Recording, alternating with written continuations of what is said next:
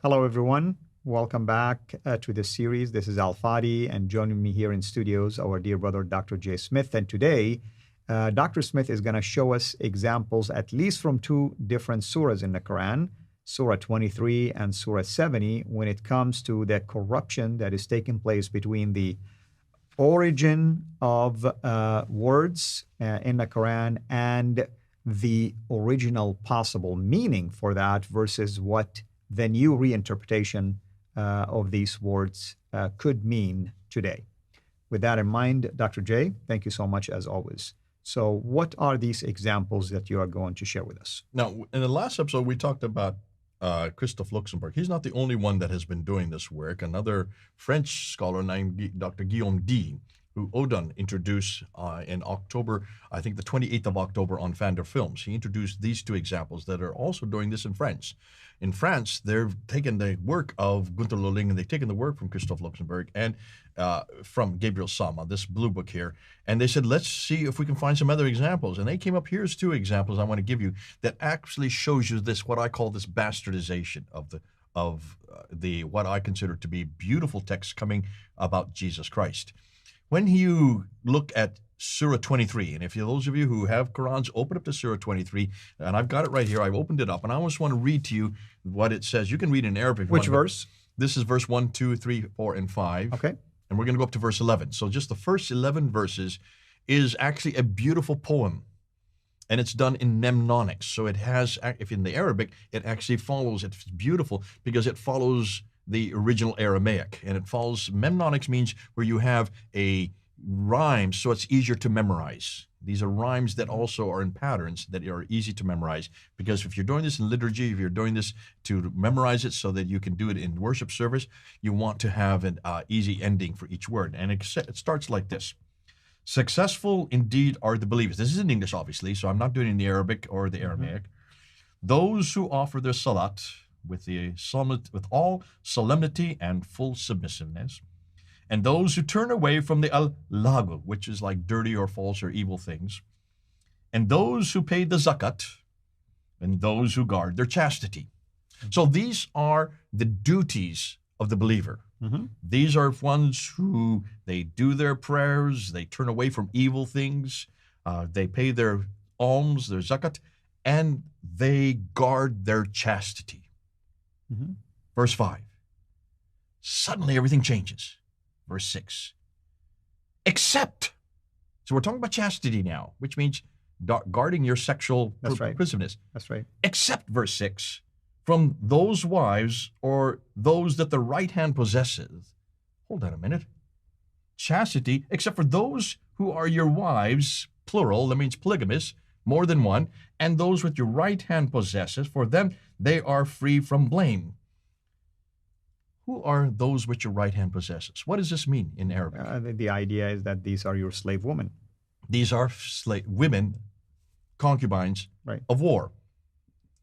Usually. I mean, or you bought them, or whatever the case might be. So what does that do to the word chastity?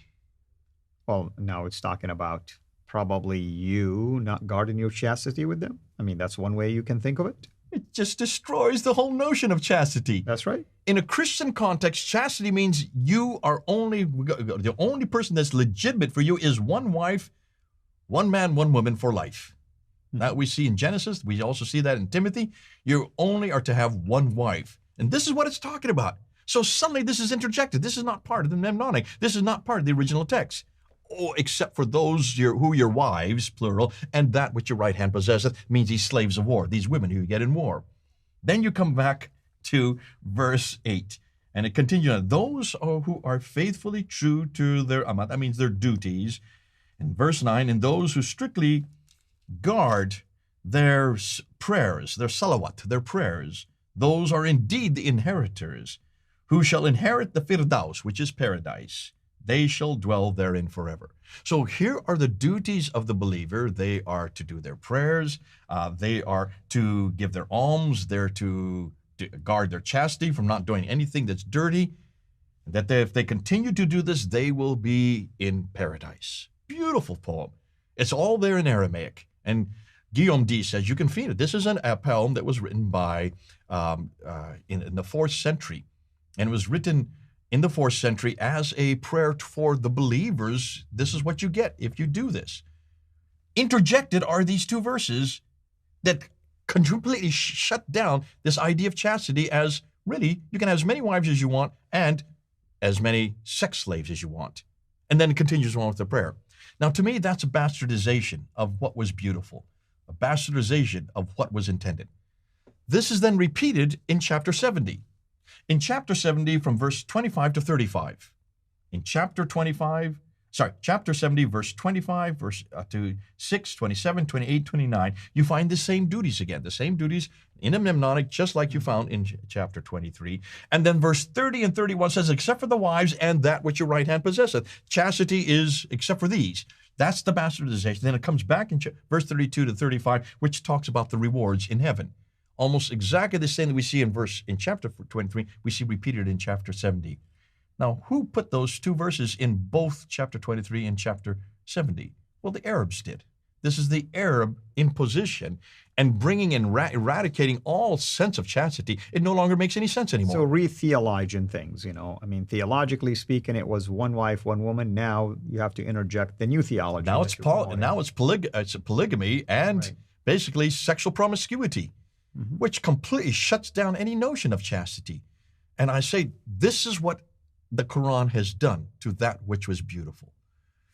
And I look and see, if we're looking to the sieve, what the first 5 verses is what you see being put in here. In this case, what came out at the end was horrendous.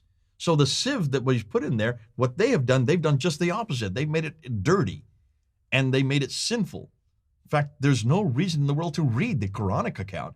Let's go back to the original Aramaic account.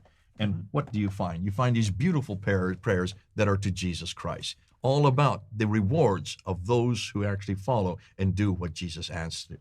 So that's why we're sifting through and finding in almost every case, it bastardizes the text. Like what we saw when we talked about these hurus that are in heaven. Those hurus are not women that are there with translucent skin and firm breasts. They're really just grapes. Nothing more, nothing less. Unfortunately. Next time, I believe we're going to be also unpacking something related to the mysterious letters. We're going to look at the letters. Right. What are those letters? Right. The ones that are known as the disjointed letters, mysterious letters. And of course, maybe I won't be surprised if most of our viewers don't even know what we're talking about. So we are going to unpack that separately. Thank you, as always, Dr. Smith, and thank you, everyone, for joining us. Until next time, have a blessed day. Thank you for watching this video. Be sure to like and subscribe to our channel, Sira International, and click on the bell so that you receive notifications whenever we publish a new video or go live. I would also like to appeal to you to consider becoming a Patreon patron by clicking the link right below. By doing so, you can give towards the production of these videos. There are also other options for you where you can give to our channel. I thank you from the bottom of my heart.